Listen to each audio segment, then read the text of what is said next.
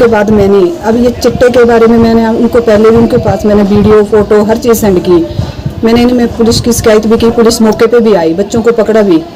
लेकिन फिर भी उसके बाद हमने सोचा कि चलो बच्चों की पूरी ज़िंदगी ख़राब हो जाएगी, तो उसके लिए हमने बच्चों को थोड़ा वो करके छोड़ दिया।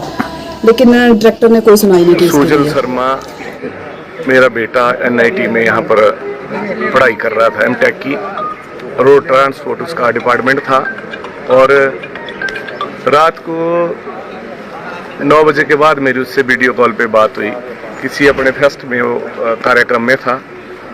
और उसके बाद जैसे हम रोज़ सो जाते हैं वैसे ही सो गए। और सुबह जब यहाँ से फ़ोन आया तो पता चला कि वो बहुत बीमार है, नाजुक स्थिति में। तो कृपया आप यहाँ पर किसी बच्चे ने फ़ोन किया तो मैं यहाँ पहुँचे तो देखा तो जिस हालत में मेरा बच्चा था उसमें मैं बोलता हूँ कि जो मेरे बच्चे के साथ हुआ, जो मेरे बच्चा मृत्यु को प्राप्त हुआ, तो ऐसा किसी और के साथ ना हो, कानूनी कार्रवाई सही तरीके से हो।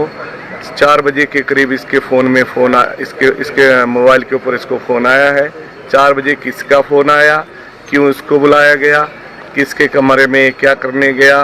4 बजे अगर उठ के कोई बच्चा जाता है तो हॉस्टल वार्डन NIT प्रशासन क्या करता है, क्या अपने बच्चों को NIT के, अगर कोई अपना बच्चा NIT में पढ़ाना चाहे तो क्या ऐसा विश्वास कर सकता है कि हम पढ़ाने भेजें कि मरने भेजें। नमस्कार जी, आप देख रहे हैं पोल खोल न्यूज चैनल और मैं हूं रजनीश शर्मा। NIT हमीरपुर में हॉस्टल में संदिग्ध रूप से बिलासपुर जिले के छात्र की मौत ने नया मोड़ ले लिया है। पुलिस ने तत्परता दिखाते हुए बेशक 2 प्रशिक्षुओं तथा नशा तस्करी के आरोपी युवक समेत 4 लोगों को गिरफ्तार कर लिया है, लेकिन NIT के अंदर सुरक्षा व्यवस्था और हॉस्टल वार्डन की ड्यूटी को लेकर बड़े प्रश्न चिन्ह खड़े हुए हैं। मृतक सुजल शर्मा ने M.Tech प्रथम वर्ष में सितंबर में ही दाखिला लिया था। प्रशासन पर गंभीर आरोप लगाए हैं। वहीं देई द नाउन पंचायत के पन्याला वार्ड सदस्य किरण वाला ने भी बताया कि NIT डायरेक्टर को लिखित रूप से नशा तस्करी और अव्यवस्था के बारे में शिकायत दी थी, लेकिन NIT प्रशासन ने कोई एक्शन नहीं लिया। NIT हमीरपुर के हॉस्टल में नशे की ओवरडोज से हुई मौत से संस्थान की साख को बट्टा लगा है। आइए सबसे पहले हम सुनते हैं ग्राम पंचायत सदस्य जो कि पन्याला वार्ड से है, उन्होंने इस बारे में पोल खोल न्यूज के साथ क्या बात की। रिटर्न में कंप्लेंट की थी और SP मैडम को भी की थी, लेकिन डायरेक्टर ने कोई सुनाई नहीं की। जब मैंने उनके पास रिटर्न में कंप्लेंट की तो उन्होंने बोला कि 9 से 5 मेरी रिस्पॉन्सिबिलिटी है। उसके बाद मैंने अब ये चिट्टे के बारे में मैंने उनको पहले भी उनके पास मैंने वीडियो फोटो हर चीज़ सेंड की। मैंने इनमें पुलिस की शिकायत भी की, पुलिस मौके पे भी आई, बच्चों को पकड़ा भी। लेकिन फिर भी उसके बाद हमने सोचा कि चलो बच्चों की पूरी ज़िंदगी ख़राब हो जाएगी, तो उसके लिए हमने बच्चों को थोड़ा वो करके छोड़ दिया। लेकिन डायरेक्टर ने कोई सुनाई नहीं की इसके लिए। मैडम, उन स्थानों के नाम लेंगे आप जो डाउटफुल है, जहाँ पर जो माफी है वो ज़्यादा सक्रिय रहता है आपकी पंचायत में?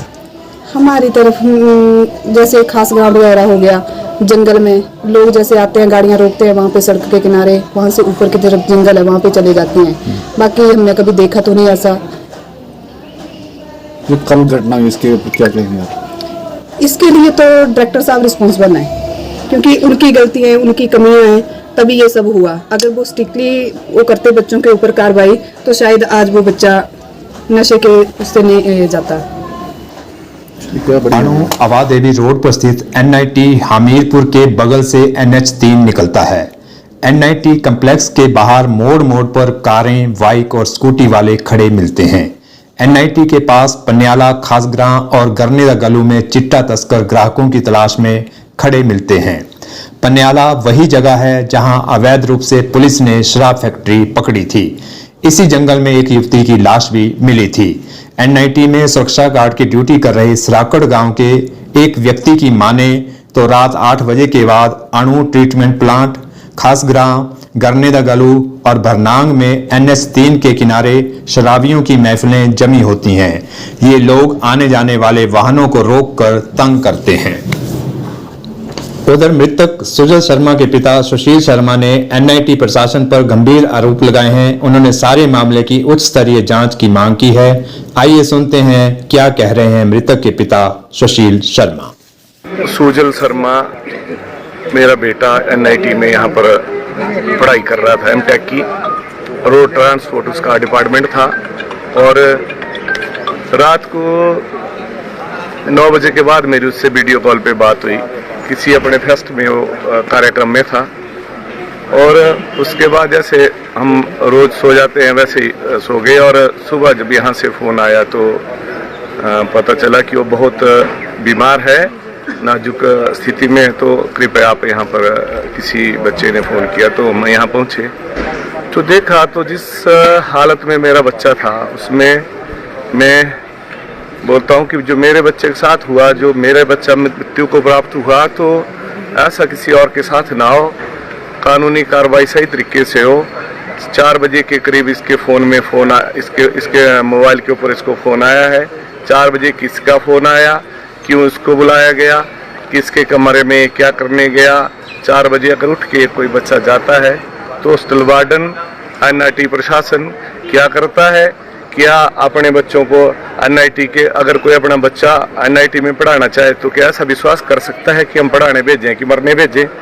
तो मेरा आपके माध्यम से सरकार से, हिमाचल सरकार से, प्रशासन से, SP साहब से, DC साहब से यही निवेदन है कि इसकी बिल्कुल तय तक इसके जाना चाहिए। जो दोषी है उसको कड़ी से कड़ी सजा मिले ताकि किसी और के बच्चे को ऐसा बाप मृत्यु को लेने के लिए ना आए, किसी के साथ ऐसा ना हो जैसे मेरे साथ।